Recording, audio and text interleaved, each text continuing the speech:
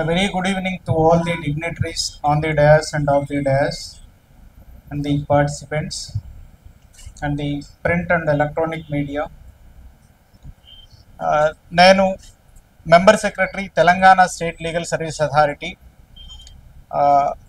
ఈరోజు ఈ కార్యక్రమానికి ఆహ్వానించినందుకు ఆర్గనైజర్స్ అందరికీను మా Telangana state legal service authority తరఫున ధన్యవాదాలు తెలియజేస్తూ అబు అయమల్ సాబ్కి congratulations and I wish him all the best for setting up this community mediation centre for the benefit of our fellow human beings.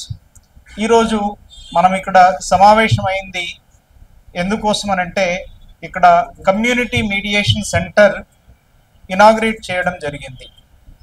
అసలు ఈ కమ్యూనిటీ మీడియేషన్ సెంటర్ అంటే ఏమిటి, ఇక్కడ ఏం చేస్తారు, వారికి ఉన్నటువంటి అధికారం ఏమిటి, వారు రిజాల్వ్ చేసేటటువంటి అంటే పరిష్కరించేటటువంటి కేసులకి ఆ పరిష్కారానికి ఉన్నటువంటి వ్యాలిడిటీ ఎంత అనేటువంటిది ఒకసారి మేము ముందు ఉంచుతాను. ఆనరబుల్ జస్టిస్ సుజయ్ పాల్ గారు, acting chief justice of Telangana high court, వారు మధ్యప్రదేశ్కి చెందినటువంటి వారు మధ్యప్రదేశ్ హైకోర్టులో జడ్జిగా ఉన్నప్పుడు అక్కడ ఒక జిల్లాకి వారు అడ్మినిస్ట్రేటివ్ జడ్జి కూడా, అంటే ఆ జిల్లాకి సంబంధించినటువంటి జ్యుడిషియల్లో అడ్మినిస్ట్రేటివ్ జడ్జి అని పిలుస్తారు. వారు ఇండోర్ అడ్మినిస్ట్రేటివ్ జడ్జిగా ఉన్నప్పుడు ఈ కమ్యూనిటీ మీడియేషన్ ప్రోగ్రామ్ అనేటువంటిది తీసుకురావడం జరిగింది. మొట్టమొదటిసారిగా ఈ కమ్యూనిటీ మీడియేషన్ అనేటువంటిది కేరళ రాష్ట్రంలో స్టార్ట్ చేశారు. From there it was travel to Madhya Pradesh, Jabalpur, and from Madhya Pradesh travel to Telangana. Sujay Paul గారు, ఆనరబుల్ జస్టిస్ సుజయ్ పాల్ గారు తెలంగాణ హైకోర్టుకు వచ్చిన తర్వాత నేను కూడా అప్పుడే, వారు మార్చ్ 2024లో తెలంగాణ హైకోర్టుకి ట్రాన్స్ఫర్ అయ్యారు. నేను ఏప్రిల్ 2024లో member secretary Telangana state legal service authority transfer అయ్యాను. నేను ట్రాన్స్ఫర్ అయిన తర్వాత his lordship shared his idea about this community mediation. వారు ఒకరోజు పిలిచి, కమ్యూనిటీ మీడియేషన్ అనేది ఉంది, మీరు ఒకసారి దీన్ని స్టడీ చేయండి, మధ్యప్రదేశ్లో చాలా సక్సెస్ఫుల్గా రన్ అవుతుంది, అక్కడ మోర్ దాన్ 5,000 మ్యాట్రిమోనియల్ డిస్ప్యూట్స్ని సెటిల్ చేశారు అని చెప్పారు. So his lordship directed me to speak to Mohammed Shamim గారు. మహమ్మద్ షమీమ్ గారు వారు ఒక రిటైర్డ్ ప్రిన్సిపల్ డిస్ట్రిక్ట్ జడ్జ్. వారు ఈ కమ్యూనిటీ మీడియేషన్ సెంటర్స్ అన్నింటినీ వారే చూసుకుంటున్నారు ఇప్పుడు మధ్యప్రదేశ్లో. వారితో నేను మాట్లాడాను, ఈ ప్రోగ్రామ్ ఎలా ఉంటుంది, మీడియేటర్స్ వాలంటీర్స్ని ఎలా సెలెక్ట్ చేయాలి, వాళ్ళకి ట్రైనింగ్ ఎలా ఇవ్వాలి, వాళ్ళు ఏం చేస్తారు, ట్రైనింగ్ కంప్లీట్ చేసిన తర్వాత వాళ్ళు ఏం చేయాలి అనేది మహమ్మద్ షమీమ్ గారితో నేను మాట్లాడిన తర్వాత మళ్ళీ ఆనరబుల్ జడ్జి గారితో మాట్లాడాను. తర్వాత ఆగస్ట్ 2024లో we started this community mediation programme. Honourable Shri justice Sujay Paul గారు చెప్పినట్టుగా మేము తెలంగాణ కమ్యూనిటీ మీడియేషన్ ప్రోగ్రామ్ అనేది తీసుకురావడం జరిగింది. దీంట్లో రూల్స్ అండ్ రెగ్యులేషన్స్ కూడా ఉంటాయి. అంటే మీడియేటర్స్కి ఉండాల్సినటువంటి లక్షణాలు ఏమిటి, వారు మీడియేషన్ చేస్తున్న సందర్భంగా వారు ఏం చేయాలి, ఏం చేయకూడదు, డూస్ అండ్ డోంట్స్ కూడా మేము దాంట్లో పొందుపరిచాము. అది ఒక మీడియేషన్ సెంటర్లో ట్రైన్డ్ మీడియేటర్కి ఒక ఖురాన్ లాంటిది, ఒక భగవద్గీత లాంటిది, ఒక బైబిల్ లాంటిది. They have to follow the certain principles. ఆ ప్రిన్సిపల్స్ని దాటి వాళ్ళు బయటకు వెళ్ళకూడదు. సో మేము ఇలా స్టార్ట్ చేసినప్పుడు నిజామాబాద్లో అక్కడ ప్రిన్సిపల్ డిస్ట్రిక్ట్ జడ్జి గారు చాలా యాక్టివ్ రోల్ తీసుకున్నారు. సార్ మేము మా నిజామాబాద్లో మేము స్టార్ట్ చేస్తాము అన్నారు. అది వర్షాకాలము అయినా కూడా మేము ఈ ప్రోగ్రాం తీసుకున్నప్పుడు వాలంటీర్స్ ముందుకు వచ్చారు. ఆ తర్వాత పక్కనే ఉన్నటువంటి కామారెడ్డిలో ఉన్న కలెక్టర్ అండ్ ఎస్పీ, అప్పుడు ఎస్పీ లేడీ ఉండింది, కలెక్టర్ జెంట్ ఉన్నారు, వాళ్ళు కూడా ముందుకొచ్చి ఆ జిల్లా నుంచి కూడా వాలంటీర్స్ని పంపించారు. అలా మేము అక్కడ నిజామాబాద్ సెంటర్లో ట్రైనింగ్ ఇచ్చాము. ఆ ట్రైనింగ్లో ఆసిఫ్ అహ్మద్ సాబ్ కూడా వన్ ఆఫ్ ది ట్రైనర్. వారు కూడా 3 days మాతో పాటు నిజామాబాద్లో ఉండి వాలంటీర్స్కి ట్రైనింగ్ ఇచ్చారు. ఇప్పుడు నిజామాబాద్లో బోధన్ సెంటర్ అండ్ నిజామాబాద్ సెంటర్లో they are performing excellently. In Bodhan one Padma Singh అని ఉన్నారు, లేడీ, ఏజ్డ్ నియర్లీ 50 అబోవ్ ఉంటుంది. ఎంత బాగా కండక్ట్ చేస్తున్నారంటే మన దగ్గర రిజల్ట్ అక్కడి నుంచి ఎక్కువగా వస్తుంది. తర్వాత డిఈఓ ఆఫీస్లో ఒక డాక్టర్ ఉన్నారు, ఒక రిటైర్డ్ ఎంప్లాయీ ఉన్నారు, అక్కడి నుంచి కూడా మంచి రిజల్ట్స్ వస్తూ ఉన్నాయి. వాళ్ళ దగ్గర అప్లికేషన్స్ ఒక 100 అప్లికేషన్స్ కనుక వచ్చినట్లయితే సెంటర్కి మోర్ దాన్ 50 అప్లికేషన్స్ని సెటిల్ చేశారు. అంటే చూడండి, 100 అప్లికేషన్స్లో 50 సెటిల్ చేశారంటే విదిన్ 1-2 monthsలోనే 50 అప్లికేషన్స్ సెటిల్ చేశారు. మనం ఒకవేళ చూసినట్లయితే ఈ 50 అప్లికేషన్స్ కోర్టుకు వెళ్తే అవి ఎప్పుడు పరిష్కారం అయ్యేటి మనకు తెలిసిందే. We can imagine how much time it is being taken now. ఒక సమస్య పరిష్కారం కావాలి అంటే 2 ఏళ్ళు, 3 ఏళ్ళు, 4 ఏళ్ళు, 5, 6 ఏళ్ళు కూడా ఉన్నాయి, మోర్ దాన్ దట్ కూడా ఉన్నాయి ఇప్పటికీ మీరు చూసినట్లయితే. కానీ ఒక 2 నెలల్లోనే 50% కంటే ఎక్కువగా సమస్యలకి పరిష్కారం చేశారు వాళ్ళు. సెంటర్కి వచ్చి మేము పరిష్కారం చేసుకోము అని వెళ్ళిపోయినటువంటి వాళ్ళల్లో అది సింగిల్ డిజిట్లో ఉంటుంది. అంటే మీడియేటర్స్, ట్రైన్డ్ మీడియేటర్స్ అన్ని రకాలుగా చెప్పినా, వాళ్ళ సమస్యని మధ్యవర్తిత్వం చేసినా కూడా మేము సెటిల్ కాము అన్నటువంటి వాళ్ళు సింగిల్ డిజిట్, అంటే 9 లోపు ఉంటాయి, 7, 8, 9 లోపు ఉంటాయి. డబుల్ డిజిట్కి ఎప్పుడు వెళ్ళలేదు. అంటే మన ట్రైన్డ్ మీడియేటర్స్ సక్సెస్ఫుల్గా మీడియేషన్ కండక్ట్ చేస్తున్నారని అర్థమవుతుంది. అక్కడ చూసి ఆ రిజల్ట్ చూసిన తర్వాత ఆనరబుల్ జస్టిస్ సుజయపాల్ గారు ఏమన్నారంటే, సుజయపాల్ గారు ప్లస్ అప్పుడు ఆలోక్ ఆరాధ్య గారు ఉండేది, వారు ఏమన్నారంటే, అరే భయ్ ఇది హైదరాబాద్ సిటీలో స్టార్ట్ చేయాల్సి ఉండే అని చెప్పేసి. బికాజ్ హైదరాబాద్ సిటీలో మ్యాట్రిమోనియల్ డిస్ప్యూట్స్ చాలా ఎక్కువ అంటే చాలా ఎక్కువ. ఎందుకంటే ఇక్కడ ఒకరికి ఒకరితో సంబంధం ఉండదు, పక్కింట్లో ఏం జరుగుతుందో కూడా ఇక్కడ ఎవరికి తెలియదు. పల్లెటూళ్ళలో అలా కాదు కదా, ఒక లొకాలిటీ ఉంది అంటే లొకాలిటీలో ఏం జరిగింది అందరికీ తెలుస్తుంది. సో అక్కడ సెటిల్మెంట్ ఎక్కువ అవుతున్నాయి, ఇక్కడ అవ్వట్లేదు. ఎందుకు అని అంటే వేరియస్ రీజన్స్. ఒకటి, డబ్బు సంపాదిస్తున్నామని. 2, వాళ్ళు ఉన్నా లేకున్నా మేము బ్రతకగలుగుతామనే ధీమా. అడ్జస్ట్ అయ్యేటటువంటి మెంటాలిటీ లేకపోవడం. కొద్దిగా మనం వెనక్కి తగ్గుదాం, మనం వెనక్కి తగ్గితే ఈ సమస్యకి పరిష్కారం దొరుకుతుంది అనే ఆలోచన లేకపోవడం. దానివల్ల చిన్న చిన్న ఇష్యూస్కి కోర్టులు, మున్సిఫ్ కోర్టు, జిల్లా కోర్టు, హైకోర్టు, ఆ పైన సుప్రీంకోర్టు. మా వరంగల్ నుంచి ఒక సమస్య, 50 గజాల కోసం అన్న చెల్లెళ్ళు సుప్రీంకోర్టు వరకు వెళ్ళారు. 50 yards, అదొక పెద్ద కేసులా అయిపోయింది మాకు. ఇంజంక్షన్ సూట్లలో ఆ కేసులా సైట్ చేస్తూ ఉంటారు. 50-100 గజాలు ఏమవుతుంది? అన్న 10 గజాలు ఎక్కువ తీసుకుంటే ఏమవుతుంది, అదే అక్క 10 గజాలు ఎక్కువ తీసుకుంటే ఏమవుతుంది? ఏమొచ్చేది ఉంది దాంట్లో? But they fought for that case till Supreme Court. మనం ఊహించుకోవచ్చు, కేసు స్టార్ట్ అయిన దగ్గర నుంచి సుప్రీంకోర్టులో కేసు తేలేంత మట్టుకు వాళ్ళు ఎంత ఖర్చు చేసి ఉండాలి. అదే ఎవరో ఒకరు ఒక స్టెప్ వెనక్కి తీసుకుంటే సమస్య సాల్వ్ అయిపోయేది, మానసిక ప్రశాంతత దొరికేది, డబ్బు వృధా అయ్యేది కాదు, టైము వృధా అయ్యేది కాదు. ఇవన్నీ మనం వేరే దగ్గర ఇన్వెస్ట్ చేస్తే మనం ఇంతకంటే ఎక్కువ సంపాదించుకునేవాళ్ళం.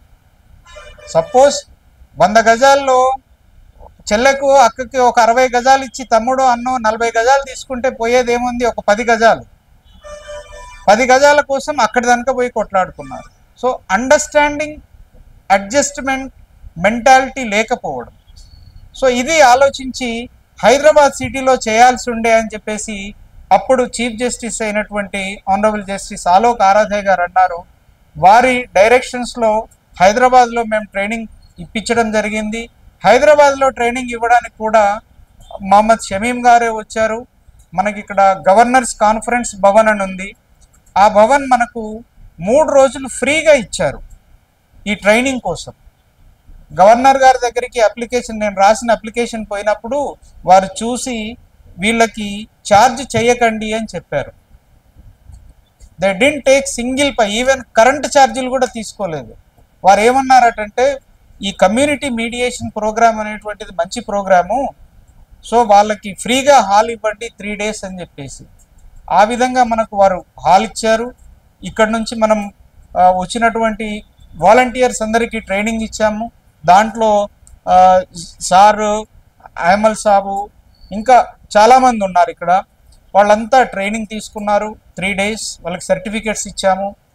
వారు ఇంకేం చేయాలి ఇప్పుడు అనంటే, మన కమ్యూనిటీకి సంబంధించి, మన ఏరియాకి సంబంధించి, వాళ్ళు మన ముస్లిమ్స్ కావచ్చు, మన లొకాలిటీలో హిందూస్ కావచ్చు, మన లొకాలిటీలో ఉన్న క్రిస్టియన్స్ కావచ్చు, మన సెంటర్కి సార్ నాకు ఈ సమస్య ఉంది, మా పక్క ఇంటి ఆయనతో ఈ సమస్య ఉంది, లేదా ఆయన డబ్బులు తీసుకున్నాడు ఇవ్వట్లేదు, లేదా మా భార్య ఉండి వాళ్ళ భార్య తిట్టుకున్నారు, ఇదంతా అక్కడ దానిక పోయింది, సెటిల్ చేయండి అని కనుక మన దగ్గరికి వస్తే, వాళ్ళు దానికి ప్రొసీజర్ ఉందండి. మీడియేషన్ ఎలా చేయాలి అనేది ప్రొసీజర్ ఉంది. మనందరికీ తెలిసిందే, మీడియేషన్ అనేటువంటిది మన తాత ముత్తాతల నుంచి చేస్తూ ఉన్నారు, కానీ ఒక ప్రొసీజర్ లేదు, వాళ్ళు ప్రొసీజర్ ఫాలో కారు. కానీ ఇక్కడ ఈ కమ్యూనిటీ మీడియేషన్ సెంటర్లో ప్రొసీజర్ ఫాలో అవుతారు. మనకి సుప్రీంకోర్టు ప్రిస్క్రైబ్ చేసిన ప్రొసీజర్ ఉంది, ఆ ప్రొసీజర్ ఫాలో అవుతారు. ఏం చేస్తారు, కంప్లైంట్ రాగానే ఎదుటి పార్టీని పిలుస్తారు. పిలిచి ఫస్ట్ కంప్లైంట్ ఇచ్చిన పార్టీతో మాట్లాడతారు, విడివిడిగా మాట్లాడతారు, కలిసి మాట్లాడరు. ఇద్దరిని కలిపి మాట్లాడినట్లయితే ఇద్దరు మళ్ళీ కొట్టుకుంటారు, మన ముందే కొట్టుకుంటారు. వీళ్ళొక మాట అంటారు, వాళ్ళొక మాట అంటారు, పెరిగిపోతుంది. అక్కడే మన ముందే కొట్టుకుంటారు, తిట్టుకుంటారు. సో ఫస్ట్ పార్టీని పిలిచి అసలు మీ సమస్య ఏంటి తెలుసుకుంటారు. తర్వాత సెకండ్ పార్టీని పిలుస్తారు, ఆయన ఇట్లా అంటున్నాడు, మీ సమస్య ఏంటి, మీకేం కావాలి. ఆ తర్వాత మళ్ళీ ఇద్దరిని పిలుస్తారు. అప్పుడు ఒక సెటిల్మెంట్ అనేటువంటిది వస్తుంది. ఈ ప్రొసీజర్ని వాళ్ళు ఫాలో అవుతారు. అలా సమస్యకి పరిష్కారం చూపిస్తారు. పరిష్కారం అయిన తర్వాత సెటిల్మెంట్ డీడ్ ఒకటి రాస్తారు, అంటే అగ్రిమెంట్, ఒప్పంద పత్రము అని అంటాము. అంటే ఏ కండిషన్స్ మీద వీళ్ళు ఈ సమస్యకి పరిష్కారం చేసుకున్నారు అనేటువంటిది అగ్రిమెంట్ రాస్తారు. అగ్రిమెంట్ రాసి మీడియేటర్ సంతకాలు చేస్తాడు, అదేవిధంగా ఇద్దరు పార్టీలు కూడా సంతకాలు చేస్తారు. ఇది ఇంతటితో క్లోజ్ అయిపోతుంది. అదే మాకు అవార్డు కావాలి అని అనుకున్నాం అనుకోండి, అవార్డు అని అంటే కోర్టులో ఒక కేసుకి జడ్జిమెంట్ ఇస్తారు జడ్జి గారు, అది డిగ్రీ రూపకంలో మనకు వస్తుంది. అదే డిఎల్ఎస్ లీగల్ సర్వీస్ అథారిటీలో అయితే అవార్డు అని అంటాం. Award is equal to A court degree.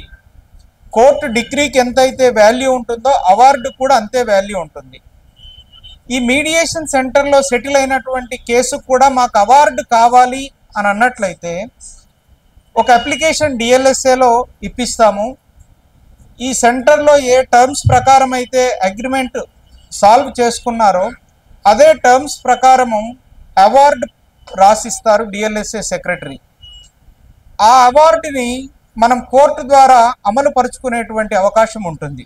ఇక్కడ మనకు వీణా గౌడ్ గారు ఉన్నారు, రీసెంట్లీ వారు ఒక సమస్యని పరిష్కారం చేశారు కమ్యూనిటీ మీడియేషన్ సెంటర్లో. అది అవార్డు కావాలి అని పార్టీస్ అన్నారు. పార్టీస్ అన్నప్పుడు మేడం ఏం చేశారంటే డిఎల్ఎస్ఏకి తీసుకెళ్ళి అక్కడ ఒక అప్లికేషన్ ఇప్పించేసి ఇమీడియట్గా అదే రోజు వాళ్ళు పార్టీస్ని అడిగి, కరెక్టేనా, ఇదో మీరు ఈ టర్మ్స్కి మీరు ఒప్పుకున్నారా, అగ్రిమెంట్ అయ్యారా ఈ కండిషన్స్ ప్రకారం, ఓకే అయ్యాము అని అంటే దాన్ని బేస్ చేసుకొని అవార్డు పాస్ చేయడం జరిగింది.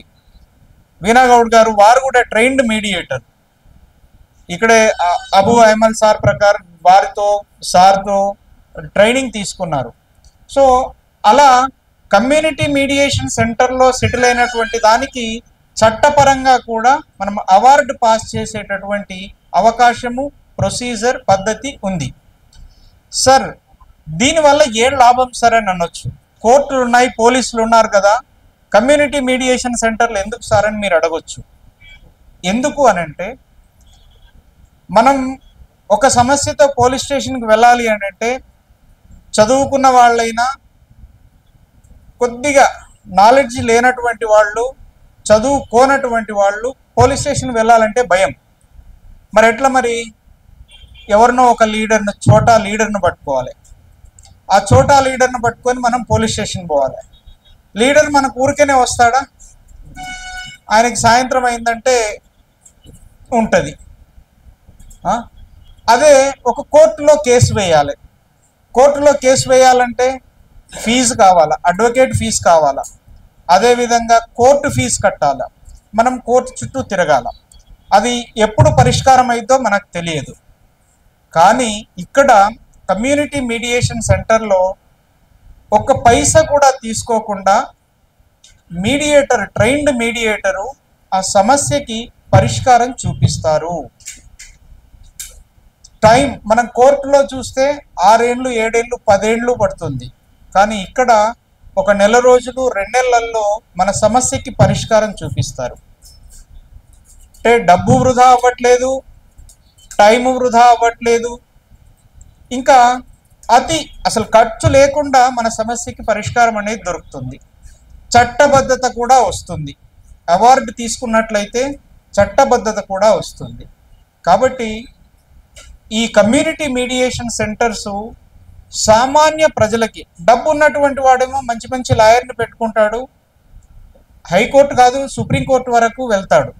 డబ్బు లేనటువంటి వాడి పరిస్థితి ఏంటి? సో డబ్బు ఉన్నవాడైనా లేనివాడైనా సమస్యకి తొందరగా పరిష్కారం కావాలంటే కమ్యూనిటీ మీడియేషన్ సెంటర్స్కి రావాలి. ఇక్కడ సమస్యకి పరిష్కారం చేసుకోవాలనే ఉద్దేశంతో మేము ఆనరబుల్ జస్టిస్ సుజయ్ పాల్ గారి డైరెక్షన్లో, వారి గైడెన్స్ ప్రకారము ఈ కమ్యూనిటీ మీడియేషన్ ప్రోగ్రామ్ని తీసుకున్నాము. మీరందరూ ముందు మీకు తెలిసిన వాళ్ళల్లో ఏదైనా ఇష్యూస్ ఉన్నట్లయితే ఈ సెంటర్లో వచ్చి అప్లికేషన్ ఇమ్మని చెప్పండి. వారు మీడియేషన్ చేసి సమస్యలకి పరిష్కారం చూపిస్తారు. సార్ వీళ్ళకి ఏమొస్తుంది సార్? మీడియేటర్స్కి, ట్రైన్డ్ మీడియేటర్స్కి ఏం లాభం సార్? ఆయన ఊరికే టైం ఎందుకు ఇస్తాడు? ఆయన తర్వాత సెటిల్ చేసిన తర్వాత ఏమైనా డబ్బులు అడుగుతాడేమో అనే భయం మీకు ఉండొచ్చు. అలా డబ్బులు అడగకూడదు అనేటువంటి కండిషన్తోనే మేము ట్రైనింగ్ ఇచ్చాం వాళ్ళకి. ఆ తరువాత వాళ్ళు ఎప్పుడైనా డబ్బులు తీసుకున్నారని తెలిస్తే వాళ్ళ మీద యాక్షన్ తీసుకోవడానికి మాకు పవర్ ఉంది. మా నియమావళిలో, మా రూల్స్ అండ్ రెగ్యులేషన్స్లో ఉంది. ఇప్పుడు నేను ఈ 2 బుక్స్ని సార్ వాళ్ళకి ఇస్తాను. They will go through the instructions and they will follow the each and every rule in letter and spirit. నా రిక్వెస్ట్ ఏంటంటే, మీరు మీకు తెలిసిన వాళ్ళకి చెప్పండి, ఇలా కమ్యూనిటీ మీడియేషన్ సెంటర్ ఉంది, కోర్టుకు అడ్వకేట్ దగ్గరికి వెళ్ళడానికంటే ముందు ఇక్కడికి వెళ్ళండి. ఇక్కడ సెటిల్ కాకపోతే దెన్ యూ గో. మాకేం అభ్యంతరం లేదు. సెంటర్లోనే సెటిల్ చేసుకోవాలని మేము ఎప్పుడూ ప్రెజర్ చేయం. మేము ఇద్దరిని సంజాయించడానికే ప్రయత్నం చేస్తాం. కానీ మేము మా కండిషన్స్కి మీరు ఒప్పుకోవాలి అని మేము ఎప్పుడు ఎవరిని అనం. ట్రైన్డ్ మీడియేటర్కు ఉండాల్సినటువంటి లక్షణం ఏంటంటే, వాళ్ళకి ఒక పీస్ఫుల్ అట్మాస్ఫియర్లో వాళ్ళ సమస్యని వాళ్ళే పరిష్కరించుకునే విధంగా ఈయన దారి చూపాలి వాళ్ళకి. అంతేగాని ఏ పార్టీని కూడా బెదిరించకూడదు.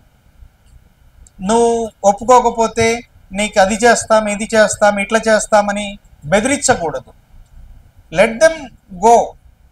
మన దగ్గర సెటిల్ కాకపోతే పోలీస్ స్టేషన్కి పోతారా, కోర్టుకు పోతారా, వాళ్ళ ఇష్టం, మనకి సంబంధం లేదు. మన సెంటర్లో ఉన్నంత మట్టుకు ఆ ఇష్యూని సామరస్యపూర్వకంగా ఇన్ ఏ పీస్ఫుల్ అట్మాస్ఫియర్ దాన్ని క్లోజ్ చేయడానికి ప్రయత్నం చేస్తారు. అబు అహ్మద్ సాబ్, నా రిక్వెస్ట్ ఏంటంటే, please you go through the instructions which are there in the scheme please follow them, and you maintain a register for that. We have given some tables in that program. Please follow the table. In that table you have to maintain the name of the party, first party, second party, what is the dispute, on which date he approached your center, on which date you have solved it, if solved or not. మనము ఒక సమస్య మన దగ్గర solve అవ్వలేదు అనుకోండి, just we will close that case. మన సెంటర్లో close చేసి పార్టీకి చెప్పేస్తాం, ప్లీజ్ మీరు ఎక్కడ సెటిల్ చేసుకోవాలంటే అక్కడ సెటిల్ చేసుకోండి, మీరు కోర్టుకు వెళ్తానంటే కోర్టుకు వెళ్ళండి, లేదు పోలీస్ స్టేషన్కి వెళ్తా అంటే పోలీస్ స్టేషన్కి వెళ్ళండి, ఇంత మట్టుకు చెప్పేస్తాము, వాళ్ళని పంపించేస్తాం. ఇది మళ్ళీ కాన్ఫిడెన్షియల్ కూడా. ట్రైన్డ్ మీడియేటర్ ఈ ఎవరైతే సమస్యతో వస్తారో ఆ సమస్యని వేరే వాళ్ళకి చెప్పకూడదు. సపోజ్ నేను ఒక సమస్యతో సెంటర్కి వెళ్ళాను, నాది ఈ సమస్య ఉంది అని చెప్పేసి, సెటిల్ అయితే వెళ్ళండి గుడ్, సెటిల్ అయినా కాకపోయినా నా సమస్యని వారితో చెప్పకూడదు. पलाना पंचाक्षरी साहब आए, उनके बीच और दूसरों के बीच ये झगड़ा है, इन्हें नहीं सुन रहा, उन्हें नहीं सुन रहा, ఇది ఏది చెప్పకూడదు, పక్క వాళ్ళకి డిస్క్లోజ్ చేయకూడదు. నేను వచ్చాను అంటే నా సమస్య నాకు తెలియాలి, సెంటర్లో ఉన్న ట్రైన్డ్ మీడియేటర్కి తెలియాలి, మూడో వ్యక్తికి అసలు డిస్క్లోజ్ చేయకూడదు అనేటువంటి కండిషన్ కూడా ఉంటుంది. సో ఈ సందర్భంగా నేను మీ అందరినీ రిక్వెస్ట్ చేసేది ఏంటంటే, make use of the services of this community mediation centre. అదేవిధంగా ఈ కమ్యూనిటీ మీడియేషన్ సెంటర్ ఏర్పాటు చేయడానికి ప్రొవిజన్ ఫెసిలిటేట్ చేసినందుకు owner of the MS junior college, నేను వారికి Telangana state legal service authority తరఫున మరియు నా తరఫున వారికి ధన్యవాదాలు తెలియజేస్తూ ఈ అవకాశం ఇచ్చినందుకు ధన్యవాదాలు. I wish you all the best sir. Thank you.